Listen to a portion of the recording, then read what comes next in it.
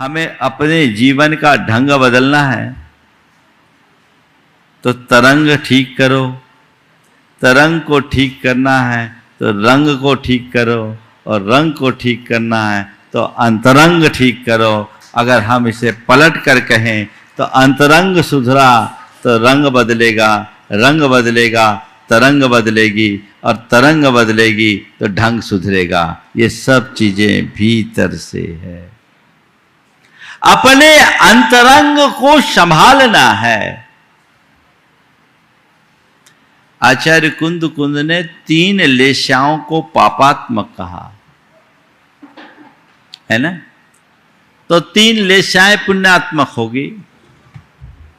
मैं चर्चा करना चाहूं तो 6 लेशाओं पर विस्तार से 6 दिन चर्चा कर सकता हूं, लेकिन अभी मुझे आचार्य कुंद कुंद के वांग्मय को विस्तार देना है, तो केवल इन अशुभ लेशाओं की हल्की से चर्चा करूंगा और फिर कभी आपसे 6 लेशाओं की विस्तृत चर्चा करूंगा, क्योंकि पिछले साल मैंने 6 लेशा की चर्चा की थी, इसलिए दोहराऊंगा नहीं।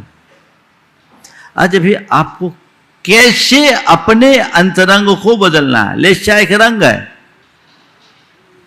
अब उस रंग को हमें खत्म करना है तो क्या करो, डाइल्यूट करना शुरू करो।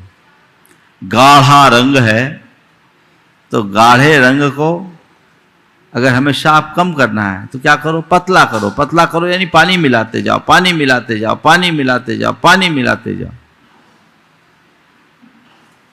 और खूब सारा पानी। मान लो कहीं काला शाही है, काली शाही है, हाँ, मान लीजिए एक 10 ml काली शाही है,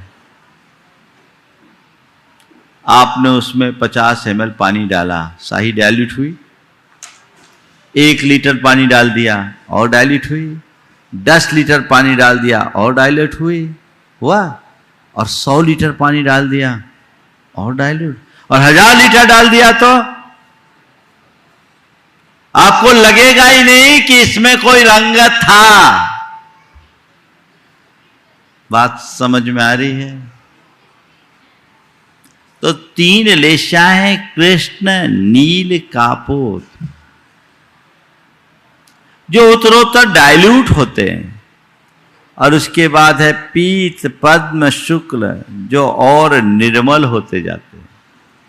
काली शाही में हमने पहली बार पानी डाला, शाही हल्की हो गई, यानी कृष्ण से नील में आ गए।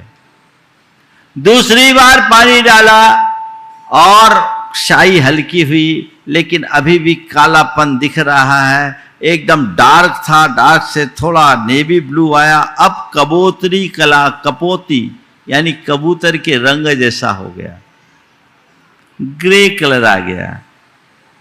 लेकिन और हमने पानी डाला और पतला हो गया वो पीत, और पतला हो गया पद, और इतना पानी डाल दिया कि काली मां का असर ही नहीं। यह है शुक्ल लेशा, समझे? तो अपने अंतरंग के रंग को अगर साफ करना है तो क्या करो, रंग तो चढ़ा है, जन्म जन्मांतरों से चढ़ा है, उस रंग में क्या करना है? कुछ नहीं करना है, ज्ञान और भावना का पानी डालते जाना है। कषाय के रंग को अगर डाइल्यूट करना चाहते हो तो ज्ञान और भावना का जल उस पे डालो, तब तक डालते रहो, तब तक डालते रहो, तब तक डालते रहो, जब तक कि वो पूरी तरह निर्मल ना हो जाए। यही लेशाओं को समझने का प्रयोजन है।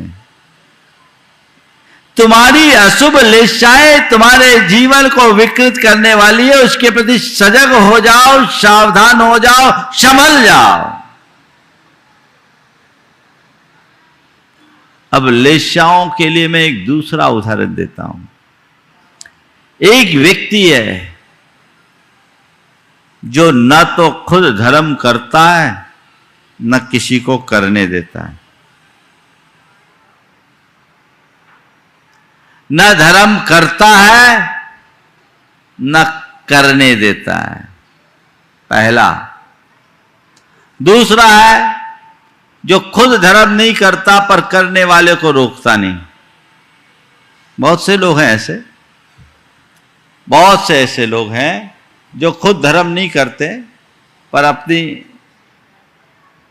दूसरे के लिए रोकते नहीं है। भैया तुम जानो, तुम्हारा काम जानो, तुम्हें जैसे जीना है तुम जियो, हम तुम्हारे लिए रोक टोक नहीं करते पर हमको नहीं बोल सकते। तीसरा, धर्मी का साथ तो दे दे पर धर्म ना करे। बहुत से ऐसे लोग हैं जो अपनी धर्म पत्नी को मंदिर लाके छोड़ देते हैं पर खुद मंदिर नहीं आते। बाहर चाय के ठेले पर 1 घंटा गप करके बिता देंगे, लेकिन मंदिर आने का काम नहीं। तुम करो, साथ दे दे, रोके नहीं पर करे नहीं। ये तीनों स्टेज ऐसी है जहां भी धर्म की शुरुआत नहीं। पर चौथा स्टेज है कि धर्म करता है पर कभी कभार कोई दोष भी लगा लेता है। धर्म करता है, कभी कभार दोष लगा लेता है। अब 5वीं स्टेज, धर्म करता है, यथासंभव निर्दोष रखता है, लेकिन यदि दोष लगता है तो मन में पश्चाताप और प्रायश्चित होता है। प्रायश्चित से उसकी शुद्धि करता है, उसकी पुनरावृत्ति न करने का संकल्प लेता है। पहले वाले ने दोष लग गया, प्रायश्चित किया, लेकिन पुनरावृत्ति भी कर दी। दूसरे के मन में दोष लगने पर पश्चाताप का भाव आया और भाव आने के बाद उसने उस दोष को साफ किया, प्रायश्चित लिया। पर 6वीं स्टेज है, धर्म करता है, निर्दोष करता है, उसमें दोष भी नहीं लगने देता। ये शुक्ल लेस्या है। उत्तरोत्तर विशुद्धि के परिणाम को हम इन लेस्याओं से जान सकते हैं। तो इनमें से 3 लेस्याओं को पापात्मक कहा, कृष्ण, नील, कापोत। अगर तुम्हारे व्यक्तित्व में इस तरह के लक्षण दिख रहे हैं तो समझना तुम्हारा जीवन अधोगामी है। सबके लक्षण दिए हैं शास्त्रों में।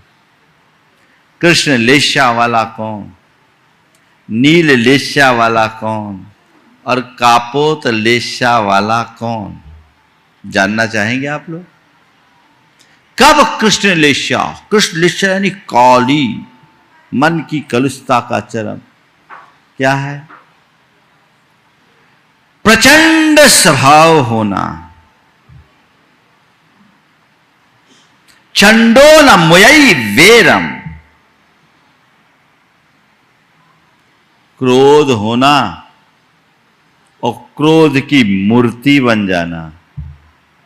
कुछ लोग होते हैं और जब व्यक्ति के अंदर क्रोध की ऐसी प्रचंड तीव्रता होती है,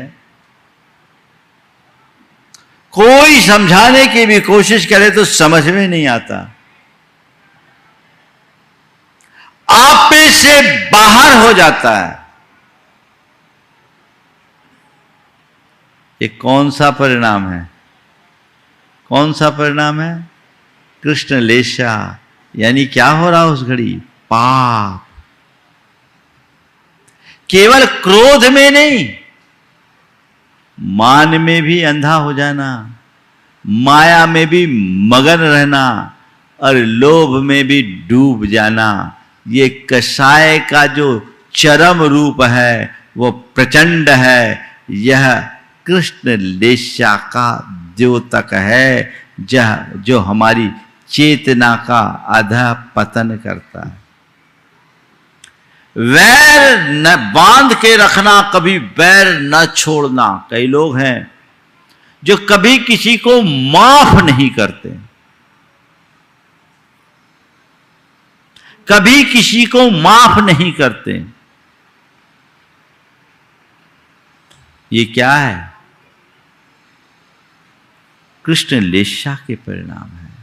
धर्म और दया से शून्य परिणाम, निर्दयता, निष्ठुरता और क्रूरता का भाव, ये कौन सा परिणाम है? बोलो क्या? बोलो तो। कृष्ण लेस्या है, यानी पाप का प्रगाढ़तम रूप। मन में इसे कभी मत आने दो, यह आत्मा में कालिख भरने वाली है। कृष्ण कहा ही इसको हो जो काला हो, यानी अंदर आत्मा को, चेतना को कालिमा से भर दे, वो कृष्ण लेस्या। फिर नील लेस्या, जो हमेशा अहमन्यता से भरा हो, अहंकार, दर्प, दंभ, उत्तेजना जिसके अंदर भरी हो, अपने को ही श्रेष्ठ मानने की वृत्ति रखता हो, अपने अलावा औरों को कुछ न गिनता हो, होता है इस तरह की स्थिति। अभिमान का बाहुल्य नील लेस्या के लक्षण है। ये हमारा अधः पतन कराते हैं। उस समय व्यक्ति को कोई होश नहीं रहता, लग गया सो लग गया, उसकी सोच ही वैसी विकृत बन जाती है और उसी दिशा में वो चलना शुरू कर देता है। ऐसा नहीं होना चाहिए। अपने अंतरंग को टटोल करके देखो कि ऐसा है। दूसरों के दोष देखने की वृत्ति, निंदा करने के भाव, ईर्ष्या और मात्सर्य से भरे रहने की बात, ये सब चेतना का निम्न रूप है।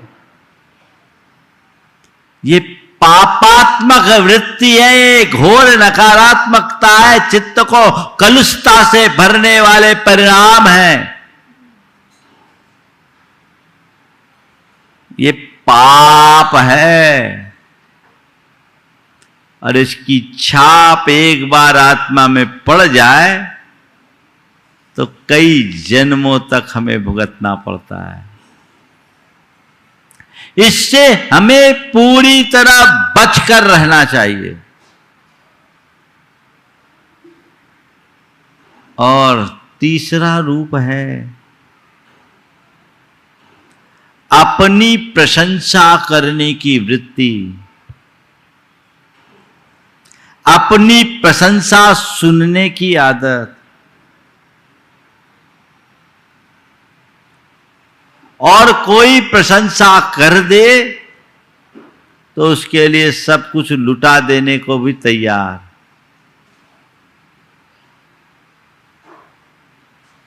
ये लोग होते हैं कुछ ऐसे, उनको चने पे चढ़ा दो बहुत आसानी से चढ़ जाते हैं। वे हमेशा आत्मख्यापन की वृत्ति से जुड़े होते हैं। और जो व्यक्ति अपनी प्रशंसा को पसंद करता है ना, वो दूसरों की निंदा से भी जुड़ा रहता है। अपनी प्रशंसा और औरों की निंदा की वृत्ति व्यक्ति के चेतना के स्तर को अत्यंत निम्न स्तर पर ले आती है। तो इस तरह के कुपरिणाम पापात्मक है, ऐसा समझना चाहिए।